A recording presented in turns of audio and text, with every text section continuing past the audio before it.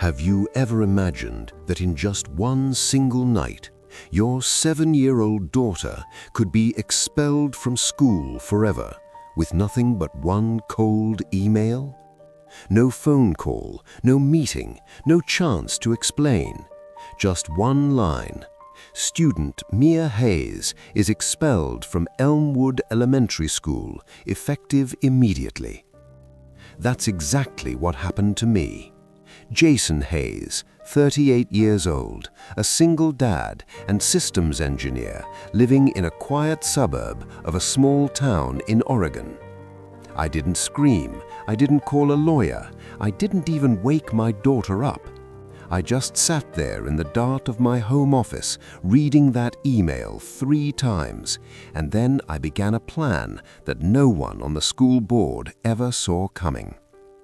15 minutes after I walked out of that board meeting, the entire council sat in complete silence. This is my true story, and if you've ever been looked down on, if you've ever watched your child be treated unfairly with no one willing to listen, then stay with me until the end.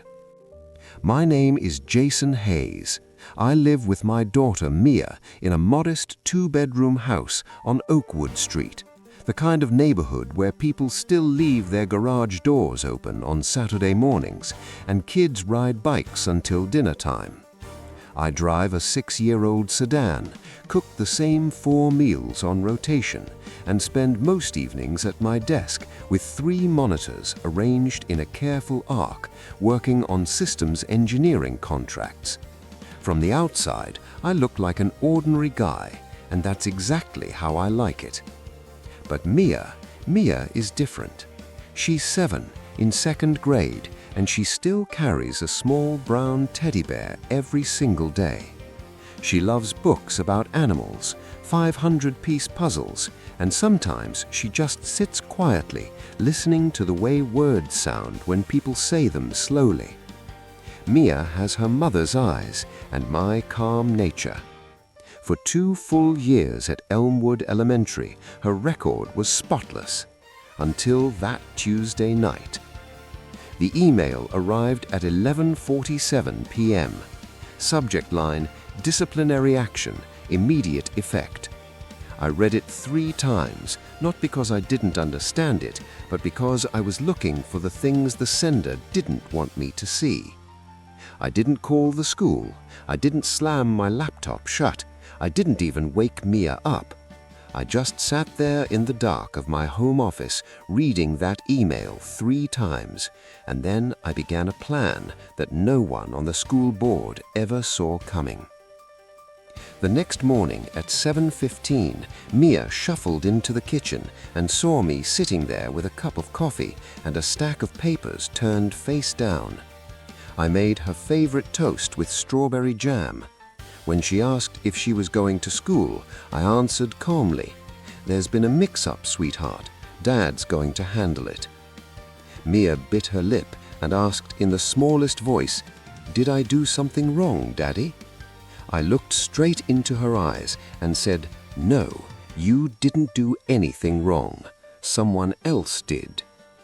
When she went into the living room to watch cartoons, something she almost never got to do on a school morning, I heard a tiny muffled sob from the other room, the kind of cry a 7-year-old tries so hard to hide.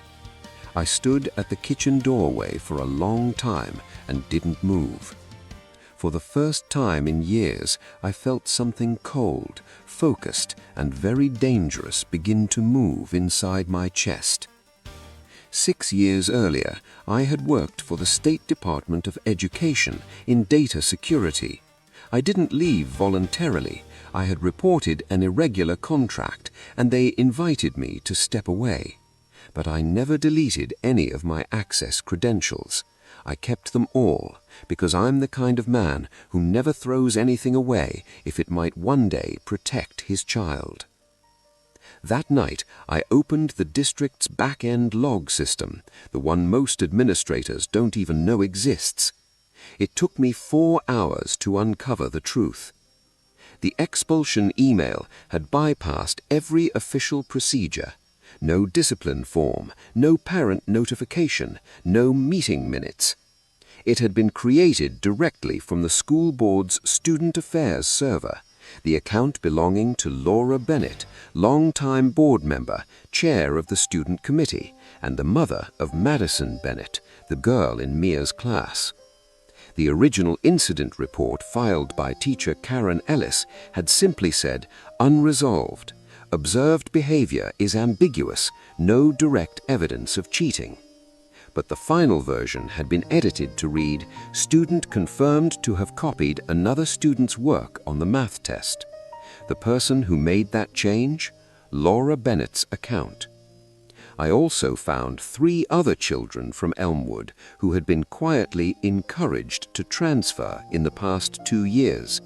Every single one had previously had a conflict with the child of a board member. None of the families ever knew the full story.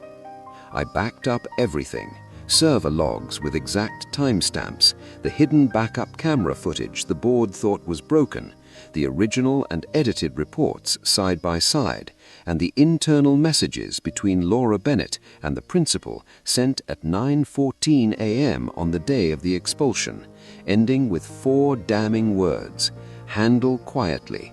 Done." I copied it all to a USB drive, printed 2 complete folders, stapled them neatly, and labeled them like official case files. The following Tuesday morning, I arrived at Boardroom B in the District Administration Building at 8:22 a.m. I signed in, took a seat in the public section with my travel mug of home-brewed coffee and my manila folder, and waited. When Laura Bennett walked in at 8:28, our eyes met. She recognized me instantly. Her face changed for a fraction of a second. I didn't wait for an invitation. When the moment came, I stood up, plugged the USB into the projector, and said, "19 minutes, that's all I need." 19 slides, no accusations, just facts in perfect chronological order, every claim backed by evidence that could be traced. Slide 1, the timeline. Slide 2, the 2 versions of the report side by side. Slide 7, the camera footage, Madison clearly turning to look at Mia's paper, then 40 seconds later reaching across to pass something. Slide 9, the 3 previous students. Slide 14, the internal messages ending with "Handle quietly. Done." The room was so quiet you could hear the clock. When the footage ended, no one spoke for almost 10 seconds. I looked straight at Laura Bennett and said, "I designed this exact logging system for the district in 2017. I know where every record is kept, and I know it cannot be altered without leaving a new trail." Board President Thomas Whitaker finally spoke, his voice tired. "Mr. Hayes, what exactly have you brought us today?" I answered, "The truth and the chance to fix this before I have to take it public." Laura Bennett tried, "That message is being taken out of context." I cut in calmly, "Server logs don't have context, ma'am. They only have facts." 8 minutes later, the board called an emergency closed session. Laura Bennett was asked to leave the room. Mia's expulsion was immediately suspended. The story moved faster than I expected once it started. By the end of that week, the district issued an official letter fully reversing the expulsion, citing serious procedural irregularities. Laura Bennett was placed on administrative leave. 2 of the 3 earlier families were contacted by the district legal office. Teacher Karen Ellis produced a handwritten note she had kept from the day she was pressured to change her report. Mia returned to Elmwood the following Thursday. I drove her to school, walked her to the classroom door, knelt down to her eye level, straightened her collar, and simply said, "Have a good day, sweetheart." That morning, Madison Bennett passed Mia a folded note. "I'm sorry, I shouldn't have done that." Mia read it, folded it again, and said nothing during class. But in the hallway later, the two girls looked at each other.